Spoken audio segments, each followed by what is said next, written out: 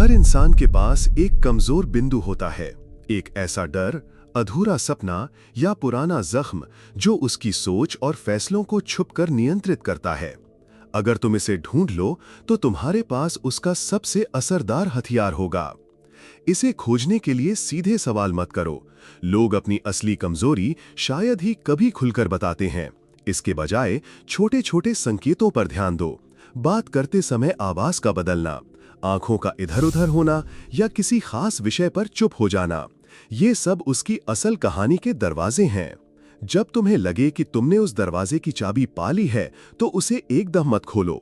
धीरे धीरे भरोसा बनाओ ताकि वो खुद आकर दरवाजा खोल दे। और जब वो ऐसा करे तो तुम पहले से तय कर चुके हो कि इस जानकारी का इस्तेमाल कब और कैसे करना है।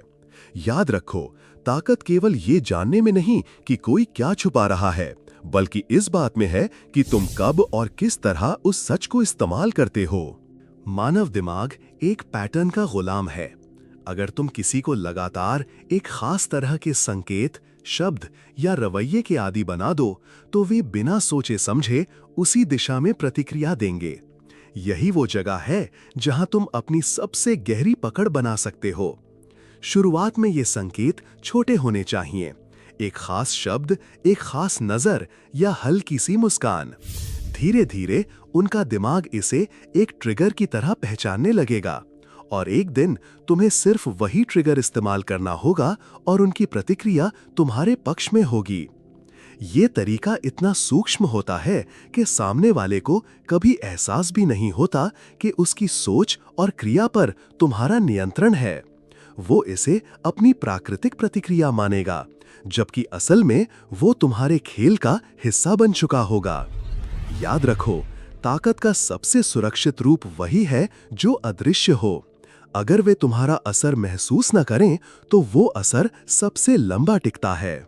मानव दिमाग एक पैटर्न का गुलाम है।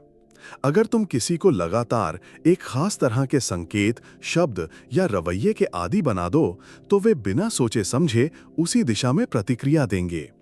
यही वो जगह है जहां तुम अपनी सबसे गहरी पकड़ बना सकते हो। शुरुआत में ये संकेत छोटे होने चाहिए, एक खास शब्द, एक खास नजर या हल्की सी मुस्कान।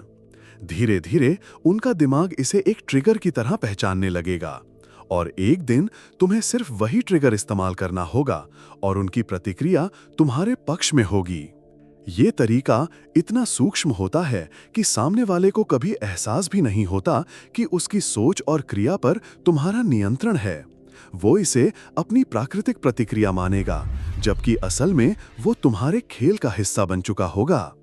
याद रखो, ताकत का सबसे सुरक्षित रूप वही है जो अदृश्य हो।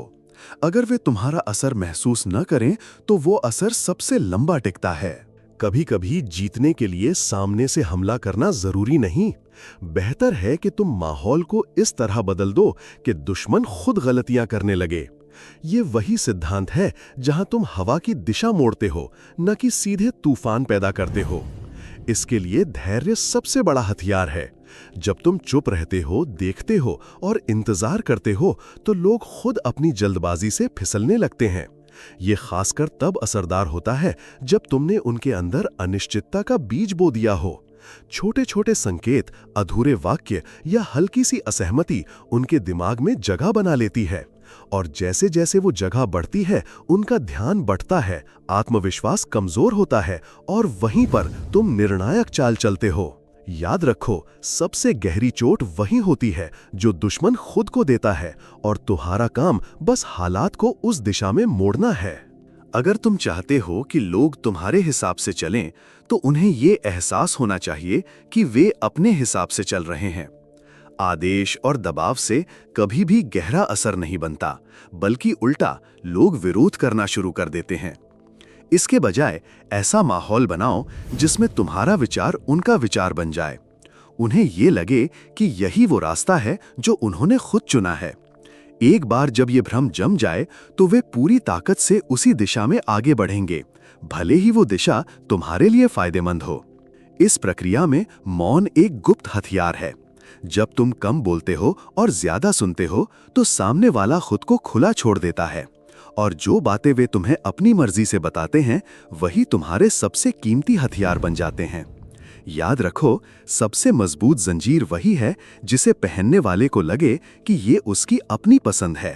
अंतिम चाल वही है जो तुम्हारे जाने के बाद भी असर छोड़ दे। अगर तुम्हारा नाम लिए बिना ही लोग तुम्हारे बारे में सोचकर कदम उठाएं, तो तुमने खेल जीत लिया है। इसके लिए तुम्हें सिर्फ अपनी मौजूदगी पर भरोसा नहीं करना चाहिए। तुम्हारा असर उनकी आदत, उनकी सोच और उनके फैसलों में घुल जाना चाहिए। एक बार ये हो गया तो तुम्हारी गैर मौजूदगी भी एक दबाव की तरह काम करेगी। ये दबाव डर का भी हो सकता है, सम्मान का भी, या फिर इस एहसास का कि तुम हर जगह हो भले ही दिखते ना हो। जब लोग ये कहने लगें वो यहां होता तो क्या करता, तो तुम्हारा असर स्थायी हो चुका है। याद रखो, खेल का अंत तब होता है जब तुम्हारी छाया ही कानून बन जाए, और तब तुम्हें जीतने के लिए कुछ भी करने की जरूरत नहीं रहती।